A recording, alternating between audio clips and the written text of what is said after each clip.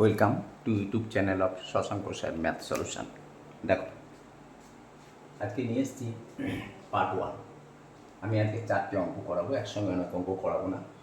Square root tricks of perfect square number. এবার perfect square number বলতে কী বুঝি?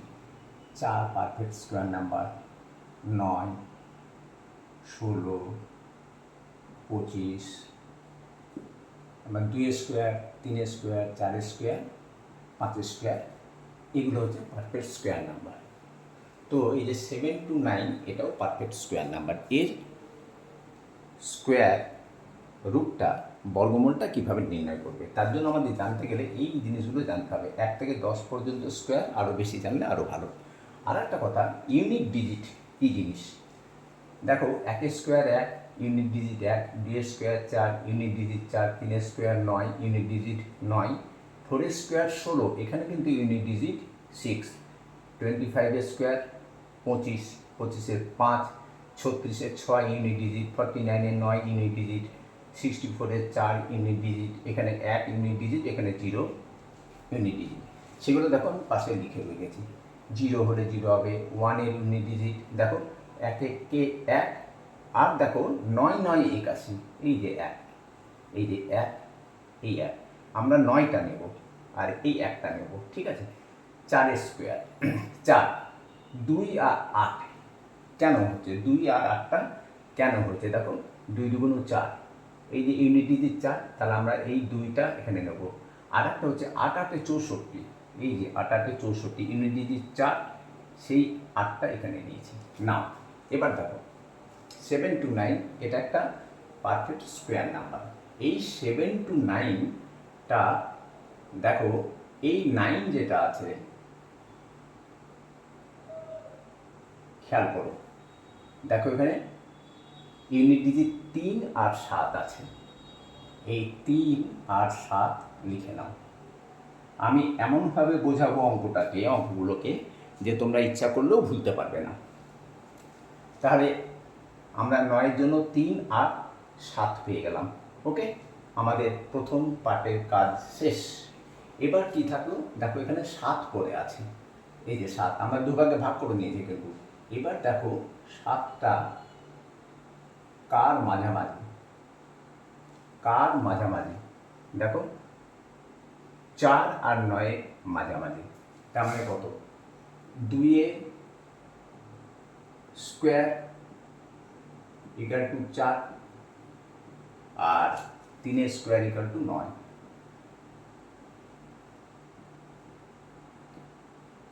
মনে রাখবে, এই যে 2 স্কোয়ার ইকাল টু 4 আর 3 স্কোয়ার ইকাল টু 9, আমরা সবসময় ছোট সংখ্যাটাই নেব। বারবার বলছি, ছোট সংখ্যাটাই আমরা এখানে বসাবো। এইবার প্রশ্ন হলো যে তাহলে 7 to 9-এর বর্গমূল এইটা না এইটা? শুধু এইটা চেক করতে হবে। এইটা চেক করার জন্য কি করব? এই যে 7 আছে, এই 7-এর সাহায্য নেব আমরা, এই 7-এর সাহায্য নেব। আর এই যে 2, এই দেখো, এই 2 আর এই যে 3, এদের গুণ করে দেব। গুণ করলে কত হচ্ছে? 6 হচ্ছে। এবার এই 7 আর 6-এর মধ্যে কম্পেয়ার করব। দেখো, 7 6-এর থেকে বড়, 7 ইজ গ্রেটার দ্যান 6, সুতরাং অবশ্যই যেটা বড় সংখ্যা সেটাই answer. 27 square is equal to 7 to 9। Calculator দিয়ে চেক করে অবশ্যই দেখবে, আর বাড়িতে এরকম টাইপের অঙ্ক আরও অনেক করবে। নাও নেক্সট অঙ্ক দেখো, একই পদ্ধতি, আমি নতুন জিনিস শেখাবো নেক্সট দিন। 2-এর অঙ্কটা দেখো, আছে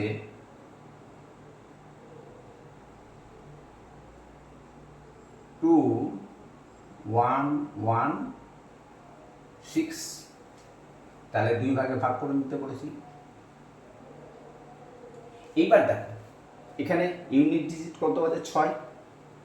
তাহলে 6 যখন আছে তখন এখানে কি কি আছে? 4 আর 6, কারণ 4 4 16 হয়, এই যে 4 4 16, আর 6 6 36 হয়। তাহলে এখানে কি বসবে আমাদের 4 আর 6 বসবে। এই যে 4 আর 6, ঠিক আছে, আমাদের সেকেন্ড পার্টের কাজ কমপ্লিট। সহজ না, খুবই ইজি, শুধু এইটুকু জেনে রাখতে হবে, এইটুকু নোট করে নাও, দুদিন প্র্যাকটিস করলেই মনে থেকে যাবে। এইবার দেখো 21, এই 21টা কোন কোন সংখ্যার মাঝে আছে। দেখো 25 আর 16 এর মাঝে কিন্তু আমাদের, এই 16 আর 25-এর মাঝে কিন্তু আমাদের 21 আছে। ওকে, তাহলে কি হবে, 4 স্কোয়ার ইকাল টু 16 আর 5 স্কোয়ার ইকাল টু 25।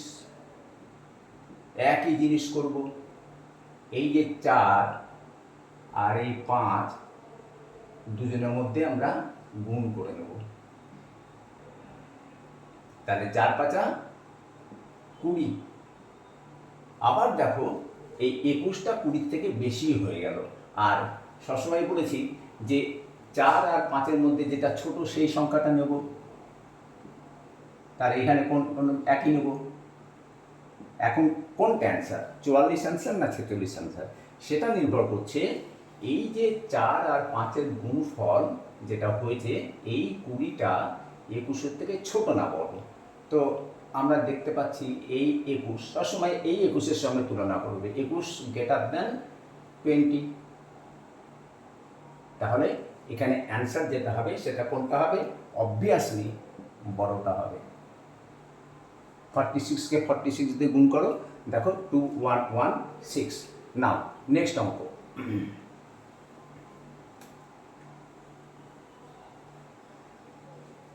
দেখো 3 নম্বর অঙ্ক আছে, এক জিনিস, এর মধ্যে ফাঁকি দেওয়ার বা চালাকি করার কিচ্ছু নেই। 7056 দুভাগে ভাগ করো। ইউনিট ডিজিট কি আছে, 6। ইউনিট ডিজিট যখন 6 আছে তখন কি কি বসবে, 4 আর 6 বসবে। লিখেই নিয়ে করছি, 4 4 16, 4 4 16, এই দেখো ইউনিট ডিজিট 1, আর 6 6 36 ইউনিট ডিজিট 1, তাহলে 4 আর 6 বসবে, 4 আর 6 বসবে। আমরা এই পার্টের কাজ কমপ্লিট করে ফেলেছি। এবার দেখো 70। এবার মাথায় আমাদের রাখতে হবে 70টা কার কার মাঝে আছে।